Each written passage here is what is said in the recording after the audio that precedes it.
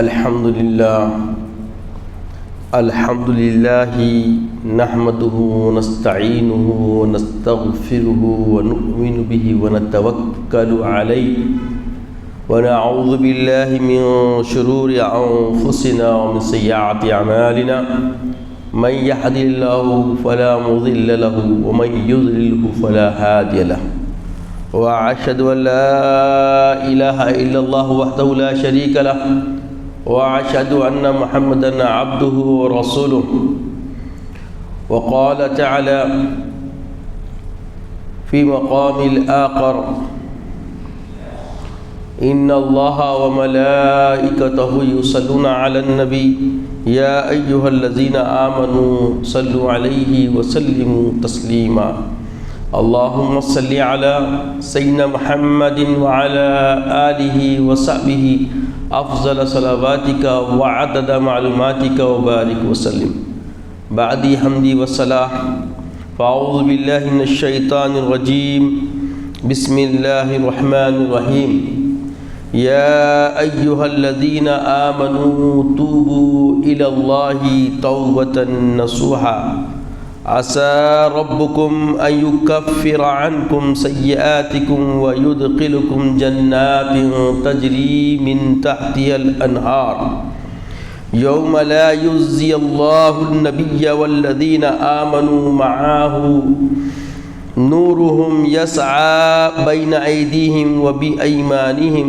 يقولون ربنا أتمم لنا نورنا واغفر لنا إنك على كل شيء قدير صدق الله العظيم وصدق رسوله النبي الأمين الكريم لمن الشاهدين والشاكرين۔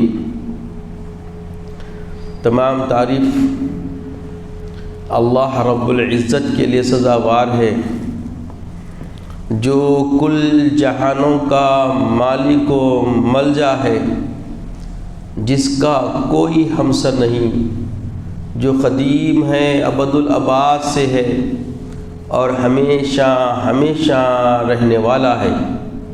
میں گواہی دیتا ہوں کہ نہیں ہے کوئی معبود برحق لائق عبادت سوائے اللہ جل مجدہ کے، اور میں یہ بھی گواہی دیتا ہوں کہ محمد عربی صلی اللہ تعالی علیہ وآلہ وسلم اللہ کے بندے اور خاص رسول ہیں۔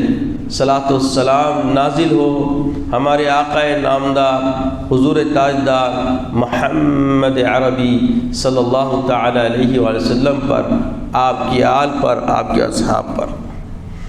بزرگان دین، برادران اسلام، اللہ کا یہ شکر اور احسان عظیم ہے کہ ہم شعبان المعظم کی پہلی تاریخ کے پہلے جمعہ میں جمع ہو رہے ہیں، اور اس پاک پروردگار کی ربوبیت کا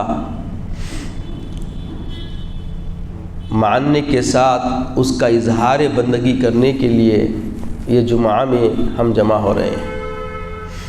یہ جو سانسیں ہمیں اللہ نے طوالت کے ساتھ عطا فرمائی ہے، یہ بڑی عظیم ساعتیں ہیں۔ ان گھڑیوں میں ہمیں اس کی طرف رجوع تو ہونا ہی ہونا ہے، اور ساتھ ساتھ اس کو راضی کرنے کے لیے جد و جہد کرنا ہے، محنت کرنا ہے۔ عزیزوں اور بزرگوں، روایتوں میں آتا ہے کہ اللہ کے حبیب سرور کائنات صلی اللہ تعالی علیہ وسلم نے ارشاد فرمایا کہ لوگ اکثر رجب اور رمضان کے بیچ کے مہینے میں غفلت میں رہتے ہیں، اور لوگوں کو چاہیے کہ اس سے غفلت سے بیدار رہیں، اور وہ ماہ شعبان کا مہینہ ہے۔ اللہ کے نبی مکرم صلی اللہ تعالی علیہ وسلم کے بارے میں آتا ہے، اما عائشہ ارشاد فرماتی ہے کہ شعبان کا جو ہی مہینہ آتا تو اللہ کے رسول صلی اللہ تعالی وسلم ایسی مداوت کے ساتھ روزے رکھتے کہ رمضان کے روزے مل جاتے، اور بسا اوقات آپ روزے ترک بھی فرماتے ہیں، مگر اکثر دیکھنے میں یہ آیا، کانا کا لفظ آیا کہ اللہ کے رسول صلی اللہ علیہ وسلم ماضی استمراری کے صیغے کے ساتھ جب کوئی بات آتی ہے تو اس کا مطلب ہے کہ دائمی طور پر اکثر اللہ کے نبی صلی اللہ علیہ وسلم کا عمل یہ رہا کہ شعبان کے مہینے میں کثرت سے روزہ رہتے، یہاں تک کہ رمضان کے مہینے کو آپ ملا دیتے۔ تو شعبان المعظم کی بڑی اہمیت ہے، اور اس ماہ مکرم کے اندر اللہ سے استعانت طلب کرنا، اللہ سے مغفرت طلب کرنا، اللہ سے خوب سوالات کرنا، مانگنا، اور اللہ کے حبیب سرور کائنات صلی اللہ علیہ وسلم کا ارشاد ہے کہ خاص کر اس ماہ مکرم کی 15ویں شب میں جو بندہ جو بھی مانگتا ہے اللہ تبارک تعالیٰ اسے عطا فرماتا ہے۔ تو یہ مہینے میں 15ویں شب بڑی اہمیت کی حامل ہے۔ یوں تو اللہ رب العزت ہر روز رات میں آسمان اول کی طرف جلوگر فرماتا ہے اور اپنے بندوں کی طرف خاص نظر عنایت فرماتا ہے، کرم فرماتا ہے، مگر شعبان کے مہینے کی 15ویں تاریخ کو خصوصیت کے ساتھ اللہ کی رحمت برستی ہے، اور اللہ کے حبیب صلی اللہ علیہ وسلم سے پوچھا گیا، یا رسول اللہ صلی اللہ علیہ وسلم آپ مداومت کے ساتھ روزے رہتے ہیں، اس کا معاملہ کیا ہے؟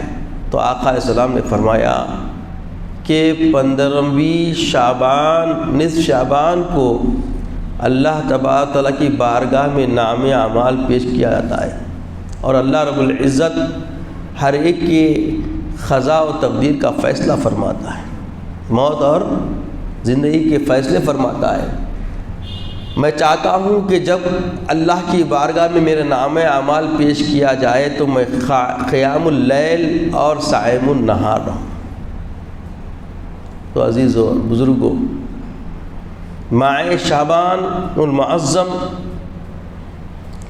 یہ ایک ایسا بزرگ مہینہ ہے، مومنین کے لیے ایک مزدہ خوشخبری کا لے کر آیا ہے، اور یقیناً ہماری زندگی میں شعبان کو پا لینا یہ ایک اپنے نصیب کی بات ہے، چونکہ اس کے بعد رمضان کا مہینہ ہے۔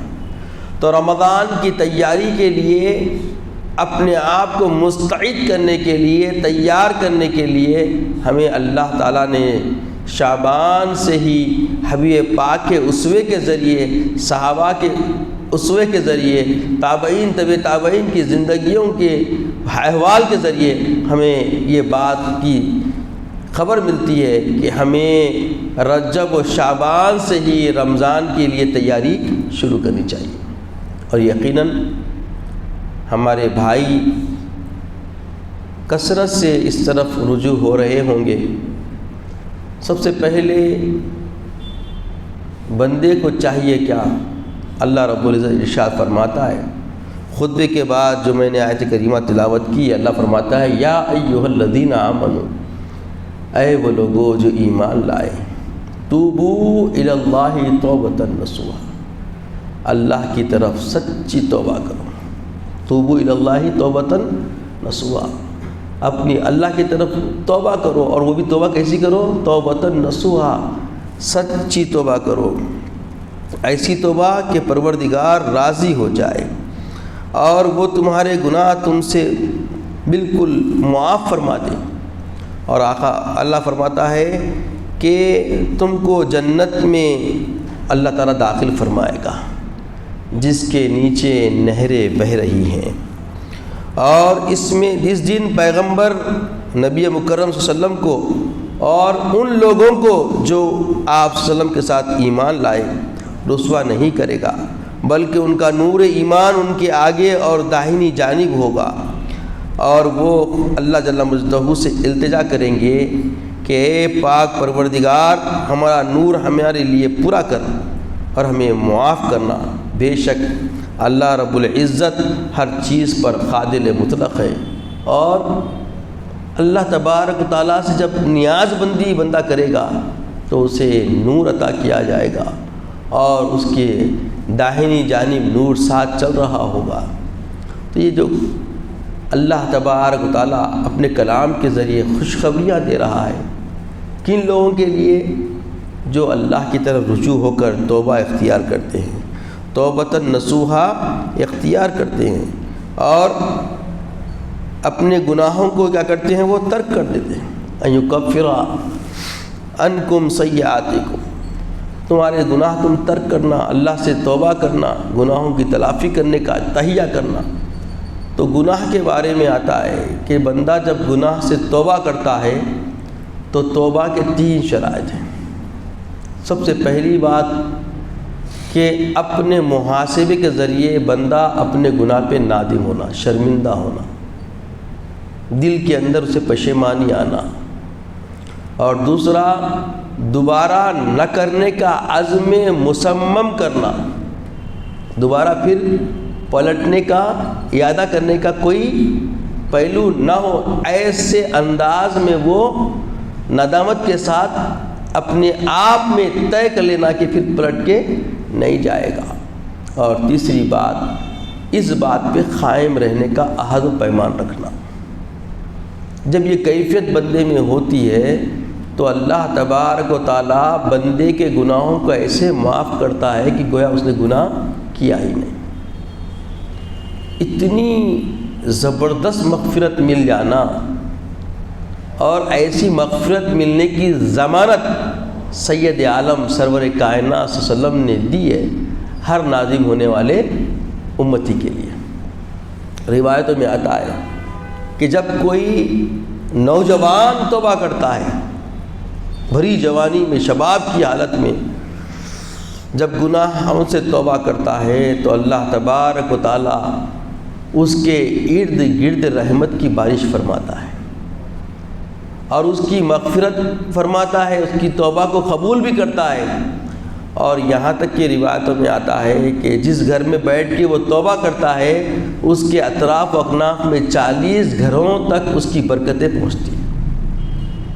تو عزیزو اور بزرگوں، توبہ کا فائدہ بے انتہا ہے، اور جب بندہ توبہ کر لیتا ہے تو اللہ راضی ہو جاتا ہے۔ اور بتایا گیا، عارفین نے بتایا کہ جب بندہ جس منزل پہ بھی گناہوں سے توبہ کرتا ہے تو اللہ رب العزت اس بندے کو اہل اتقیاء میں داخل کر دیتا ہے، اہل اتقیاء، تقوی والوں میں شامل فرما دیتا ہے۔ اب اس پہ استقامت سے رہنا اس کے بعد کی عملی زندگی پر انحصار ہوتا ہے کہ بندہ توبہ کرنے کے بعد اگر اللہ کی خشیت کے ساتھ اپنے امور انجام دیتا ہے، اپنے معاملات انجام دیتا ہے تو وہ تقوی میں پروان چڑھتے جاتا ہے، اہل اتقیاء میں اس کا مقام بلند ہوتا چلا جاتا ہے۔ اور اگر گناہوں سے پھر جاتا ہے، پھر گناہوں کی طرف لوٹ کے چلا جاتا ہے تو اس کا تنزل مسلمہ ہے۔ تو بندے کو چاہیے کہ جب توبہ کرے تو استقامت اختیار کرے۔ اللہ کے حبیب فرماتے ہیں، حضرت مولا علی کرم اللہ وجہہ ان سے روایت ہے، تو 2 خصلتیں ایسی ہیں جس سے اللہ بہت خوش ہوتا ہے۔ مومن کی 2 خصلتیں ایسی جس سے اللہ خوش ہوتا ہے۔ وہ 2 خصلتیں کیا ہیں؟ تو بولے ایک یہ کہ اللہ کی توحید کو دل سے قبول کر کے رسالت پر ایمان رکھے، اور دوسرے لوگوں کے لیے نفع کے کام انجام دیں۔ اور 2 خصلتیں جس سے اللہ غضب میں آتا ہے، ناراض ہوتا ہے۔ وہ 2 خصلتیں کیا ہیں؟ ایک اللہ کی ذات میں شرک کرے اور ایسا شرک کرے کہ جس سے لوگوں کو نقصان پہنچتا ہے۔ تو 2 چیزیں ایسی ہیں جس سے اللہ راضی ہو رہا، وہ کیا ہے؟ توحید کے علمبردار بننا، رسالت کو ماننا، اور ایسے نفع بخش کام انجام دینا جو لوگوں کو فائدہ پہنچے۔ اور اللہ دو چیزوں سے ناراض ہوتا ہے، غضب میں آتا ہے، ناپسند فرماتا ہے۔ وہ کیا ہے؟ ایک اللہ کی ذات میں کسی کو شریک ٹھہرانا، اور دوسرے ایسے مفسد کام کرنا جس سے لوگوں کو نقصان پہنچتا ہے۔ تو عزیزوں اور بزرگوں، ہمیں محاسبے کی ضرورت ہے کہ عصر حاضر میں آپ کا ہمارا مشاہدہ ہے کہ ہم میں اکثر لوگ غفلت میں پڑے ہوئے ہیں۔ اتنی واضح باتیں ہمارے سامنے آنے کے بعد، ایسے احادیث ہمارے سامنے آنے کے بعد، پھر بھی ہم ایسے کاموں میں الجھے ہوئے رہتے ہیں جس سے لوگوں کو نفع کی راہ ہمارے لیے آسان ہوتی ہے، ہم منفعت پہنچانے کا راستہ آسان محسوس کرتے ہیں، مگر شر کی طرف چلے آتے ہیں۔ تھوڑے سے منفعت کی اسرت کے لیے، جلدی حاصل کرنے کے لیے، جو لوگوں کے خیر کے لیے فکر کرتا ہے، تو اللہ کو یہ ادا کیا ہے؟ پسند ہے۔ اس میں وقتیہ قربانی کی ضرورت پڑتی ہے، وقتیہ صبر و تحمل کی ضرورت پڑتی ہے۔ جب آپ کسی اپنے بھائیوں کا فائدہ چاہتے ہیں تو خود کو صبر و آزمائش سے اپنے آپ کو گزارنا پڑتا ہے۔ جب آپ کسی بھائی کا نقصان کر دیتے ہیں تو خود کے لیے نفع کا راستہ آسان نظر آتا ہے، مگر اس کا نقصان دنیا میں بھی ہوتا ہے اور آخرت میں بھی ہوتا ہے۔ ایسی راہیں ہمارے سامنے آتی نہیں آتی۔ اگر ہم اپنے محاسبے کے چند ساعتیں گزار لیں اپنے آپ پر، یہ باتیں سب آشکار ہو جاتی ہیں۔ یہ سارے ہمارے کردار کے معاملے ہمارے سامنے کھل کے پیش ہو جاتے ہیں۔ آپ کا ہمارا یہ مشاہدہ ہے کہ دنیاوی نفع کا ہو یا اخروی نفع کا ہو، اس میں سب سے پہلے صبر کی ضرورت ہے۔ بغیر صبر کے آپ کوئی فائدہ حاصل نہیں کر سکتے۔ اب دیکھیے، اب آپ جمعہ کی نماز کے لیے آ رہے ہیں، آپ کے صبر کا امتحان ہے۔ آپ جس محکمے میں بھی خدمت انجام دیتے ہیں، جس بھی شعبے میں آپ کا کام ہے، آپ اس سے بالائے طاق رکھ کر اللہ کی طرف رجوع ہو رہے ہیں۔ یہ صبر کے ساتھ ہے۔ ایک طرف خدشے رہتے ہیں بہت سارے کہ جا کے آنے تک حالات کیا ہوں گے، کدھر ہوں گے۔ بسا اوقات رہتے ہیں ایسے معاملات کہ جو شروع سے کچھ کوتاہیوں کی وجہ سے، یا کچھ ہماری نظر اندازی کی وجہ سے، یا کسی کی نظر ہم پہ خاص گرفت کی رہتی ہے، ویسے موقع پر اب دو چیزیں تردد کی آتی ہے۔ ایک ہے اللہ کی بارگاہ میں جا کے نماز پڑھنا، اور دوسرے ہے اپنے مقام پہ رہ کر اپنی ڈیوٹی انجام دینا۔ اگرچہ کہ چھوٹ سب کو ہے، مگر ایسے چیزیں کچھ بن جاتی ہے جو خوف کی ہوتی ہے، اور اس کے لیے صبر کی ضرورت ہوتی ہے۔ ایسے میں اگر آپ صبر کو اختیار کر کے اللہ کی طرف رجوع ہوتے ہیں تو اللہ اعانت فرماتا ہے، اللہ مدد فرماتا ہے۔ اب قرآن کا فیضان بھی ہے کہ جب آپ جمعہ کی نماز پڑھ لو تو اللہ کے فضل کو پھر تلاش کرو، نکل جاؤ۔ اس سے پہلے کاروبار کرنا، معاملات کرنا، عزائے ثانی کے بعد کوئی بھی کام کاج آپ کو چھوڑ دینا ہے۔ عزائے اولا ہوتے کہ آپ کام چھوڑ کے تیاری شروع کرنا ہے، عزائے ثانی کے وقت آپ کو مسجد میں رہنا ہے۔ ایسا عمل ہم انجام دے رہے ہیں کیا؟ یہ بھی ایک نیکی کا کام ہے۔ اور پھر دیکھیے، کوئی سا بھی کام ہو دو، اس کے لیے ایک نظم و ضبط بنایا گیا۔ مسجد ہے، اب مسجد میں آپ آ رہے ہیں تو تعلیم کیا ہے؟ صفیں درست کر کے بیٹھنا۔ جیسا جہاں اپنے حساب سے جو لوگ بیٹھ جا رہے ہیں، مجبوری کو بیٹھ رہے ہیں، بات الگ ہے، مگر صفیں درست کر کے بیٹھے تو آنے والوں کے لیے آسانیاں پیدا ہوتی۔ آج کافی جمعات سے میرا مشاہدہ ہے کہ لوگ اس طریقے سے بیٹھتے، جگہ رہتی ہے مگر آ کے لوگ وہاں ٹھہر جا رہے ہیں۔ عربی خطبہ ہوتے ہوئے ان کو ٹھہرے رہنا پڑ رہا، پوری گلی سامنے کی بھر جا رہی، صرف کئی کے لیے لوگ ایسے انداز سے بیٹھے ہوئے ہیں کہ جو جگہوں کو جو ہے نا چھوڑ کے بلاک کر دیا آنے والوں کو۔ کیا یہ آداب مسجد میں آتا؟ اتنی فکر تو ہمارے اندر ہے نا۔ آداب مسجد میں کیا ہے؟ طریقہ کیا بتایا گیا؟ پہلی صف میں ممبر کے قریب پہلے بیٹھے، آنے والا پہلے، پھر اس کے بازو، پہلے سب مکمل، پھر اس کے بعد بیچ میں بیٹھنا دوسری صف میں، پھر سیدھی جانب پر، پھر بائیں جانب پر، پھر اس کے بعد کی صف میں بیچ میں بیٹھنا، پھر اس کے سیدھی جانب پر، پھر بائیں جانب پر، ایسا کر لیتے ہوئے صفوں کو درست کرنا. یہ آداب ہے مسجد کے. اگر ہم ان آداب کا لحاظ نہ رکھیں تو مواخذہ ہوگا. اور آپ کو جب عربی خطبہ چل رہا ہو، آپ کسی کو بول بھی نہیں سکتے. اندر آ جائیے، جگہ ہے، بیٹھیے. کسی کو مخاطب بھی نہیں ہونا ہے آپس میں، کسی کو نصیحت بھی نہیں کرنا ہے. کوئی غلطی کر رہا ہے تو غلطی کیوں کر رہا ہے بھی آپ بولنے کی آپ کو اجازت نہیں ہے. آپ کو منع کیا گیا ایسا کرنے سے. اتنے جمعہ کے خطبے کے آداب سب کو معلوم ہے الحمدللہ. یہ اعادہ ہو رہا، یاد دہانی کے طور پہ بات ہو رہی ہے. جمعہ کے آداب سے سب واقف ہے، مگر عمل ندارت اور ناراضگی سے لا لیتے. اگر کوئی فکر دی جائے، ناراض کیوں نہ بھائی، اچھی بات کی ہے، غفلت تو ہوتی نا. اگر کوئی میرے کو بولے کہ بھائی مول صاحب ذرا امامہ سیدھا کریے، وہ بالاں دکھ رہی، بری بات ہے. بلکہ جزاک اللہ شکریہ بول کے اپنی امامے کو صحیح کر لینا، یہ اخلاقی فریضہ ہے. بجائے اس کے میرے کو بول رہے ہیں، بھائی کو بول رہے ہیں، بولے تو یہ کوئی بات ہی نہیں ہے، یہ کوئی بات ہی نہیں ہے. اور یہی المیہ ہماری زندگیوں کے ہر معاملے میں ہو گیا. جبکہ اللہ کے رسول صلی اللہ علیہ وسلم زندگی کی خوش اسلوبی کے لیے، ایک اچھے نظام کو قائم کرنے کے لیے ایک تعلیم فرمائی. ارشاد فرمایا کلکم راعی کلکم مسئول عن رعیتہ. آخری خطبے کے کلمات میں شامل ہے کہ تم ایک دوسرے کے نگران کار ہو، ایک دوسرے کے بارے میں پروردگار پوچھیں گا، سوال کرے گا. کلکم مسئول عن رعیتہ کہ تم اپنے اپنے بھائی کی نگہداشت کیسے کرے، پوچھا جائے گا. اور اس میں بھائی سے مراد کون سے بھائی، کون لوگ مراد ہے جو ایک دوسرے کی نگرانی کرنا ہے؟ مومن.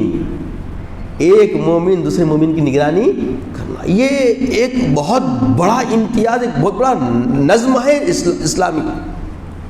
اور اس سے ہم ہاتھ دھو لیے. آج کل اگر ہم دیکھتے ہیں کسی کو کسی غیر کام میں ملوث تو ہم ہمت نہیں جٹا پاتے. اگر ہمت جڑ بھی جاتی ہے تو عملی جامہ پہنانے سے خاص کرواتے. ایک تسلط سا دماغ پہ بنا لیے ہم، بھائی ہماؤ کیا کرنا ہے، ہم کئی کو بولنا، اب بولے تو کیا ہوتا کہ یہ ہم کیا ہوتا کہ سوچنے سے وہ اور آگے بڑھ جا رہا. اور حالات اتنے دوبھر ہو گئے، اب آپ کس طریقے سے، کس زاویے سے، کس پہلو پر، کس نقطے پر اور کون سے مسئلے میں رہنمائی کی کوشش کریے بتائیے. مسائل ہیں ہمارے پاس. اب کیا ہے، مسائل بن گئے. اتنے مسائل خراب ہو گئے ہیں روزمرہ کی زندگی میں، ایسے حالات بن گئے ہیں کہ ہر لمحے ہر گھڑی کئی امور کے اوپر اصلاح کی ضرورت ہے. اور ان اصلاح کے پہلوؤں کو عملی جامہ پہنانے کے لیے شعبان سے بہتر زندگی میں مہینہ آنے والا نہیں ہے. بولیے، شعبان سے بہتر مہینہ ہمارے پاس اب نہیں ہے. کیونکہ شعبان کے اندر اللہ کے رسول صلی اللہ علیہ وسلم سے لے کر تبع تابعین تک ہر ایک نے اتباع سنت کے لیے، ہر صحابی، ہر تابعی، ہر تبع تابعی، ہر سلف صالحین نے کوشش کی ہے کہ شعبان میں ہی اپنی تزکیہ کیا جائے، اپنے آپ کو پاک کیا جائے، اپنے آپ کے اعمال کو مطہر کیا جائے، خدا کی خوشنودی کا پہلو اپنے اندر پیدا کیا جائے، اللہ کو راضی کر لیں اور اعمال کو تطہیر کر کے صالح اعمال کی طرف گامزن ہو جائیں. کیونکہ اس سے بہتر راستہ، اس سے بہتر ایام، اس سے بہتر دن آنے والے نہیں ہیں. اس لیے آپ دیکھیے اب آج کل جمعہ کے بیانات بھی ایسے ہو گئے کہ لوگ قصے کہانیوں میں ختم کر دے رہے ہیں، اور لوگ پسند بھی کر رہے ہیں اس کو. کیونکہ نصیحت کا موقع جمعہ بنایا گیا. جمعہ کیا بنایا گیا کہ امت میں اگر کوئی بیرا روی آ رہی ہے، کچھ غفلت آ رہی ہے اور بے عملی بڑھ رہی ہے، تو اس بے عملی کے پہلو سے اس غفلت سے آشنائی کروائی جائے اور ان کو روشناس کروایا جائے امت کو کہ دیکھو یہ ہم سے غفلت ہو رہی ہے. اب غفلتیں جمع ہوتے ہوتے اتنی ہو گئی ہے کہ ہم غفلتوں میں ڈبکیاں کھا رہے ہیں، غفلتوں میں ڈبکیاں کھا رہے ہیں. ایک پہلو پہ بات کریں گے. بتائیے کون سے پہلو بات کریں گے آپ؟ معاشرتی معاملات میں، گھریلو معاملات میں، بچوں کی پرورش کے معاملات میں، ازواجی حقوق کے معاملات میں، والدین اور اولاد کے معاملات میں، اور پڑوسیوں کے معاملات میں، شہریت کے معاملات میں، مسجد کے مصلی بننے کے معاملات میں.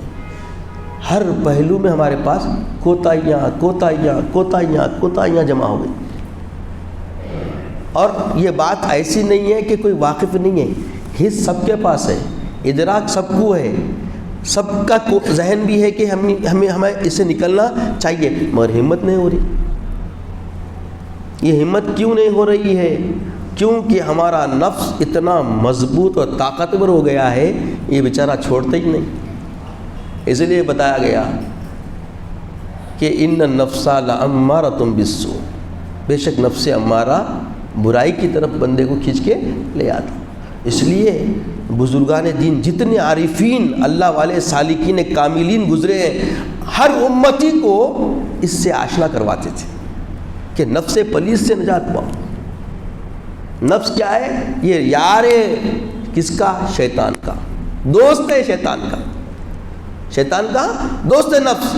اور اسی نفس کو قابو کرنے کے خاطر تزکیہ نفس کے لیے رمضان اللہ تعالیٰ سال میں ایک بار دیا، ہفتے میں ایک بار جمعہ دیا، 5 وقتہ نماز دیا.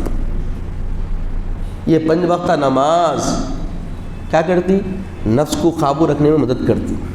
جمعہ کے دن وہ نفس جو اغیار کے لیے گلے شکوے چغلیاں حسد اس میں پڑا ہوا ہوتا ہے، اس کو قابو کرنے کے لیے جمعہ کام آتا ہے. کیونکہ جمعہ میں آئے تو خطیب سے سنتے، خطیب اپنے خطبے میں بتاتا ہے کہ اے نفس کے قابو میں بے قابو ہونے والوں، قابو میں آؤ، تمہیں نفس اس طرف اکسا رہا ہے، نفس تم کو بیرا نبی کی طرف لے جا رہا ہے. توبوا الی اللہ توبۃ نصوحا. سنتے کہ ایک دم گھبراہٹ آ جائے، آج کیا کر لیا ہم نے. آنکھ کھلاتے، کوئی دیکھے نہ دیکھے، ہم اپنے آپ میں خود ایسے زبردست عینے دار اور ایسے نگران کار ہیں کہ جب ہم اپنے آپ کو اپنے اندر دیکھتے ہیں ہم کو سب پتہ چل جاتا، کسی کو بتانے کی ضرورت نہیں ہے. اس لیے اللہ کے رسول صلی اللہ علیہ وسلم عرفانیت کے بارے میں، اللہ کی معرفت کے بارے میں جب کلام فرمائے، کیا فرمائے؟ من عرف نفسہ فقد عرف ربہ. خود شناسی پاؤ پہلے، جب خود شناسی پا لیے رب شناسی نصیب ہوگی. تو اللہ کی معرفت اپنے آپ کو پہچاننے میں، اور اپنے آپ کو جب پہچانیں گے تو سنواریں گے، سینچیں گے، تیار کریں گے اور رجوع کریں گے اللہ کی طرف. جب رجوع کریں گے تو اس کی معرفت کے راستے کھل جائیں گے. معرفت خداوندی آسان ہے، معرفت خداوندی آسان ہے، مگر غفلت بیداری کی ضرورت ہے. تو ہر مومن بندے کو چاہیے کہ اگر واقعی درد رکھتا ہے اپنے بھائیوں کا، اپنے اس مسلمان بھائیوں کا، اپنے ایمان والے بھائیوں کا، تو وہ بیدار خود بھی رہے اور ان کو اس سے شناسائی کرواتے رہے کہ بھائی غفلت ہو رہی ہے، بیدار ہو جائیے، آگے آئیے، صفیں درست کر کے بیٹھیے. جمعہ کا دن ہے، جمعہ کا اہتمام کیا ہے؟ صفیں پہلے بنائیے، پہلے سے آگے کی صفوں میں آئیے، برکتیں ملتی. سب چھوڑ کے بیٹھیں گے، یہ ہم بیٹھ گئے، اندر سے تو رکاوٹ ہے، یہ تو آتی، یہ جب معلوم ہوگا تو اس کو ہرانا. اب میں کہیں کو اٹھوں، یہ آئیں گا، اگر میں بھی وہاں بیٹھوں گا تو میرے اندر بھی ہے، کیونکہ اس سے بری کوئی بھی نہیں ہے نا. حضرت یوسف علیہ السلام ایک منزل پہ آئے، بڑی منزل پہ آ کے بولے وما ابرئ النفس، نفس سے کوئی بری نہیں ہے. دیکھیے وما کا لفظ وما ابرئ النفس سے کوئی بری نہیں ہے. ہر ایک کے اندر ایک نفس ہے. وہ نفس کیا ہے؟ بیسیکلی امارہ، نفس امارہ. نفس امارہ کو نہیں مارا تو کیا مارا؟ نفس امارہ بڑی خطرناک چیز ہے. یہ ایسا اپنے آپ کو تیار کر کے پیش کرتا ہے کہ انا خیر منہ. ایک طبیعت کس کی تھی؟ سب سے پہلے کون بولا میں بہتر ہوں؟ بول کے اس کو ہی بتایا گیا ان الشیطان للانسان عدو مبین. بے شک شیطان انسان کا کھلا بولیے دشمن ہے. اور نفس رفاقت کس سے رکھتا؟ دشمن سے. دشمن کا دوست ہے، آپ سے وفا کر سکتا، آپ کو ابھارتا، اسی خصلت پہ جو اس نے راندا گیا. کیا خصلت تھی اس کی؟ انا خیرم، میں بہتر ہوں. کس سے؟ آدم سے بہتر ہوں. بولا ہوں آدم مٹی کا ہے، میں آگ کا ہوں. مکالمہ دیکھیے آپ، قرآن پاک میں اللہ بیان فرما دیا تاکہ ہم عبرت حاصل کریں، ہم اپنے آپ کو تیار کریں، ہم اس سے آگاہ رہیں. شیطان سب سے پہلے دعویٰ کیا کہ میں آدم سے بہتر ہوں. تو عزیزوں اور بزرگوں، یہ لمحے زندگانی جو ہمارے کو مل رہے ہیں، شعبان المعظم کا مہینہ، اور شعبان کے اندر خاص کر 15ویں شب بڑی اہمیت کی حامل آ رہی ہے. یوں تو یہ پورا مہینے کی ہر شب اللہ تعالیٰ نے برکتوں والی بنا ڈالی، اور اللہ کے رسول صلی اللہ علیہ وسلم نے اپنے اسوے کے ذریعے ہم کو بیدار کر دیا، قیامت تک آنے والی امت کو بیدار کر دیا کہ بیدار ہو جاؤ، شعبان کا مہینہ آ گیا. اور شعبان کے مہینے میں رسول اللہ کا عمل یہ رہا کہ ہر دن روزہ رہتے اور قیام اللیل میں عبادتوں میں اضافہ فرما دیتے. مستعد ہو جاتے اللہ کے رسول صلی اللہ علیہ وسلم، کمر بستہ ہو آتے شعبان کے مہینے سے، اور رمضان کی تیاری کرتے. تو نہیں، رمضان میں اتنے شفاف اعمال کے ایسے پاکیزہ برتن نفس کو لے کے پیش ہونا ہے کہ جس میں اللہ تعالیٰ جب ڈالے ہم پر رحمتیں اپنی تو پوری سمٹ سکیں. تو شعبان کا مہینہ ہم پہ فسائے فگن ہو چکا. شعبان کی آج پہلی تاریخ ہے. تو عزیز اور بزرگوں، اس اولی روز سے اپنے آپ کو رجوع کریے، اپنے آپ کا محاسبہ کیجئے، اپنے آپ کو تیار کیجئے. پھر موقع ملے نہ ملے، کل پھر ہم زندہ ہوں گے نہ ہوں گے، ہے خبر کسی کو؟ جانتا ہے کوئی، یہ علم ہے کسی کو کہ میں کل کی صبح دیکھوں گا؟ نہیں ہے. پل بھر کا بھروسہ، پل بھر کا بھروسہ نہیں ہے. اور ہم امیدیں بہت رکھتے ہیں. اللہ کے رسول اس واسطے صحابہ کے درمیان لکیریں مار کے بتا دیے کہ سب سے چھوٹی لکیر عمر کی ہے، اور امیدوں کی لکیریں اتنی طویل ہے کہ وہ پوری ہونے والی نہیں ہے. جیسی ہماری عقل ہے ویسی مثالیں اللہ اس کے رسول نے دے دے کر سمجھایا ہم، پھر بھی ہم سمجھنے کے لیے تیار نہیں ہے. تو عزیزوں اور بزرگوں، یہ نہ سمجھنے والی فکر بھی، یہ فکر جو آ رہی ہے کے لیے آ رہی ہے؟ ہماری کوتاہی کی وجہ سے. ہم اتنے کوتا عمل ہو گئے کہ ہمارا نفس بڑھ گیا، روح کمزور ہو گئی، روحانیت کمزور ہو گئی، دل پہ سیاہ چڑھ گئی، دل وزن ہو گیا، دل سیخ کے اوپر کلساہٹ آ گئی. اس دل کو روشن کرنا ہے تو پہلے استغفار، توبہ، اور توبہ کے آنسو ندامت والے. جب ندامت کے آنسو جھڑتے ہیں تو اللہ کو بہت پسند ہے. اللہ 2 خطروں کو بہت پسند فرماتا ہے جس سے اللہ تبارک و تعالیٰ کا غضب ٹھنڈا ہوا تھا. وہ کون سے 2 آنسو ہے؟ ایک آنسو، 2 خطرے کون سے؟ وہ ایک آنسو کا وہ خطرہ جو نادم ہونے والے بندے کی آنکھوں سے جھڑتا ہے، اور دوسرے وہ خطرہ جو اللہ کی راہ میں، اللہ کی رضا کے خاطر، اللہ کے دین کی حفاظت میں شہید ہوتا ہے، اور اس شہید کے خون کا پہلا خطرہ اللہ کو بہت پسند ہے. تو عزیزوں اور بزرگوں، ہم دوسری پسند کو پانے کے لیے بہت وقت لگتا، اس کے لیے بہت بڑی قربانیوں کی ضرورت ہے، مگر اللہ کی ایک پسند تو ہم پوری کر سکتے ہیں. وہ کیا؟ کہ شعبان کا مہینہ آ گیا، راتوں میں جاگیے، اللہ کی بارگاہ میں اپنے آپ کو پیش کریے، اور اللہ کو راضی کرنے کی کوشش کیجئے، اور حبیب پاک صلی اللہ علیہ وسلم کی سنتوں کا اہتمام کیجئے. جیسا میرے آقا محمد رسول اللہ صلی اللہ تعالیٰ علیہ وآلہ وسلم نے اپنی زندگی کے پہلوؤں کو پیش کر کے قیامت تک آنے والی امتوں کو درس دیا کہ شعبان کے مہینے میں مستعد ہو جاؤ، اپنے آپ کو اللہ کی رضا کا طالب بناؤ، اور اپنے اندر آنے جو کجیاں تھی بے عملی کی اس کو دور کرو، اور اللہ کی طرف توبہ کر کے رجوع ہو جاؤ. توبو الی اللہ توبۃ نصوحا.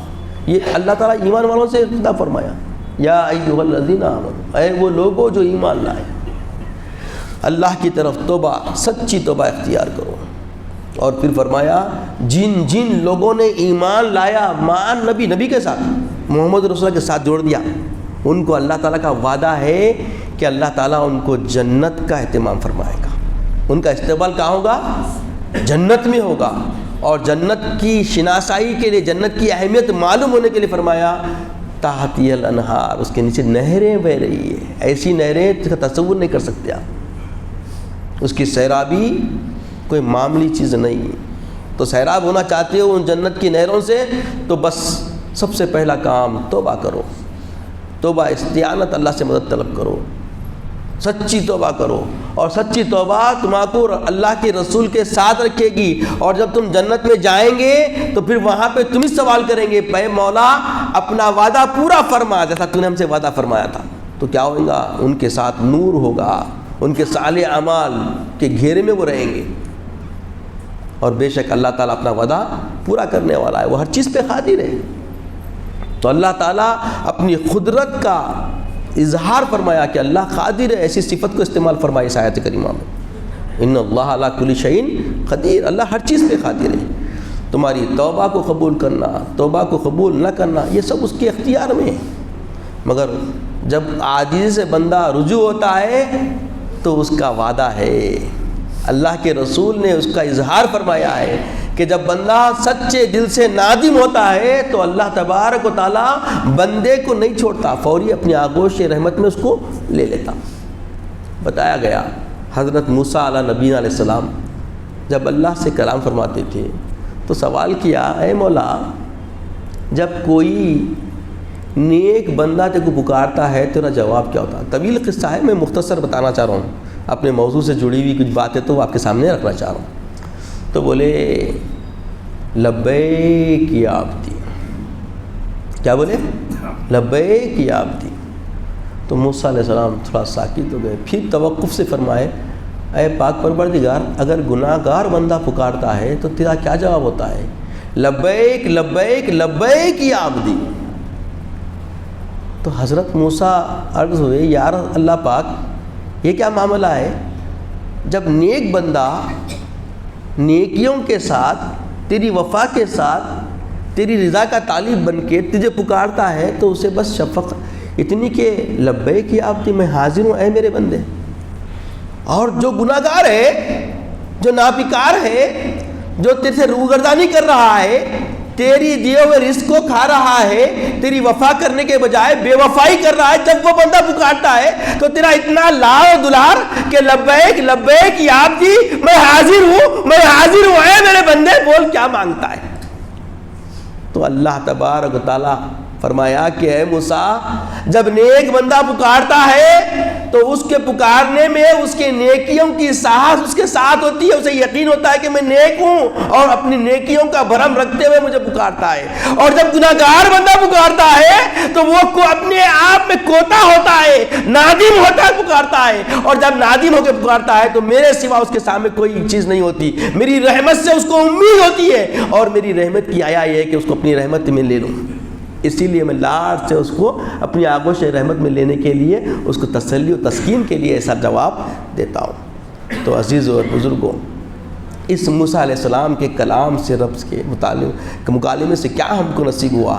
نتیجہ کیا عکس ہوا کہ اللہ پروردگار عالم اپنے بندوں پر ایسی رحمت پھیلا ہوا ہے کہ ہر لمحے بندے کو اپنا بنانے کے لیے اللہ تعالیٰ تیار ہے۔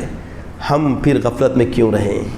ہم اس غفلت سے بیدار ہو جائیں اور یہ لمحے شعبان کے جو ہم پر سائے فگن ہیں اس کو ضائع ہونے نہ دیں، اللہ کو راضی کریں، اللہ کی خوشنودی حاصل کرنے کے لیے اپنے لیے راہ ہموار کریں۔ اللہ تعالیٰ سے دعا ہے کہ یا الہ العالمین ہمیں نیک توفیق عطا فرما، نیک ہدایت عطا فرما، مولا عمل کی زندگی ہمارے لیے آسان فرما، مولا ہمیں اپنے محبوب صلی اللہ علیہ وسلم کا وفادار امتی بنا دے۔ مولا اے دلوں کے تصرف رکھنے والے مالک، ہمارے قلوب کو اپنے محبوب کی سنتوں کی اتباع کے لیے گامزن فرما دے، اس طرف ہمیں پھیر دے مولا۔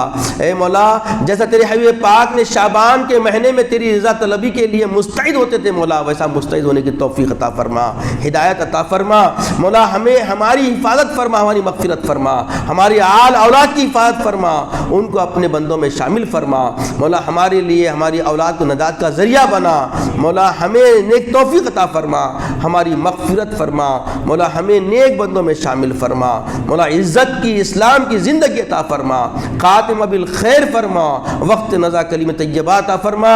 اے مالک ہماری دعاؤں کو قبول فرما، اے پروردگار ہماری دعاؤں کو قبول فرما، اے رحمان و رحیم ہماری دعاؤں کو قبول فرما، مولا ہمارا خاتمہ بالخیر فرما، وقت نزا کلمہ طیبہ عطا فرما، اپنے حبیب پاک صلی اللہ علیہ وسلم کا دیدار عطا فرما۔ سبحان اللہ و بحمدہ، سبحان اللہ العظیم، والحمد للہ رب العالمین۔